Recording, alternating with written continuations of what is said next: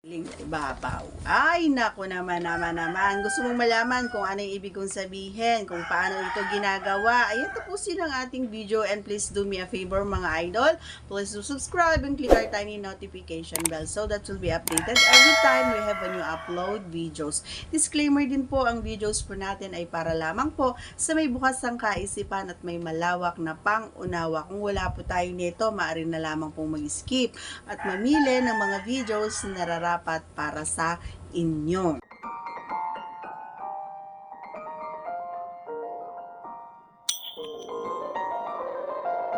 Okay. May mga hindi lang sa amin no, sa aming side hindi lang kami yung gumagawa nito. May mga boys din na gumagawa nito kasi nga sasabihin na nating sobrang galing niya. Ayan.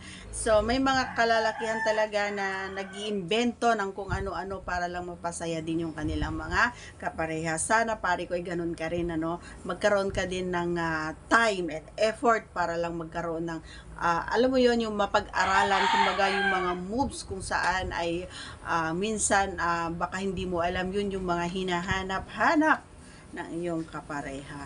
So, alam niyo mga idol, minsan kasi pamatay oras, kumbaga. Lalong-lalo na kapag matagal, especially yung babae, matagal siya. So, syempre, kapag nakaisa na yung kapareha, ay wala tayong choice, walang choice ang mga babae, kundi gawin ang lahat para mapatayo ulit. So, ano nga ba ang gagawin? So, gagawin namin ang lahat. So, yan na yung paggiling sa ibabaw ninyo. So, yan yung mga bagay na ginagawa namin every time na nakaisa na kayo. So, mahirap na kasing magganon yon. So, I do hope na hindi naman kailangan or obligasyon ng pareha nyo na gawin yon. Yung sinasabi ko ngayon mga idol, choice pa rin ng kapareha nyo yon kung gusto nyang gawin. So, para sa akin kasi, ito yung way ko at paraan ko para alam mo yon, maganahan ulit yung aking kapareha and magkaroon ako ng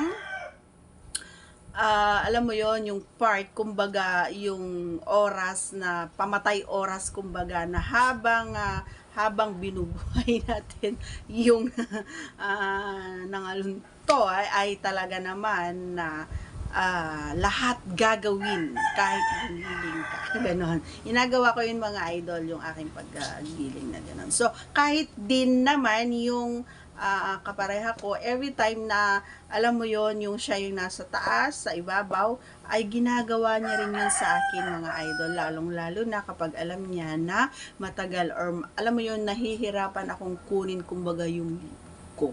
So, yung init na mararamdaman ko, may mga pagkakataon talaga yun. So, habang naandun din siya sa taas, pwede mo rin itong gawin idol, no? Habang naandun yung aking pareha sa taas, ay nakahawak siya dito sa harapan. At sumasabay kumbaga yung paggalaw at pagkilos niya ay alam mo yon, yung nagiging okay kumbaga yung pakiramdam ko and nakakatulong yun para sa akin para makahabol kumbaga doon sa hinahangad namin parehas. Okay? So, that's all for today's video. Once again, if you are not yet connected, please do subscribe and click our tiny notification bell so that you'll be updated every time we have a new upload videos. Thanks for watching, everyone. See you again in our next vlog. Bye!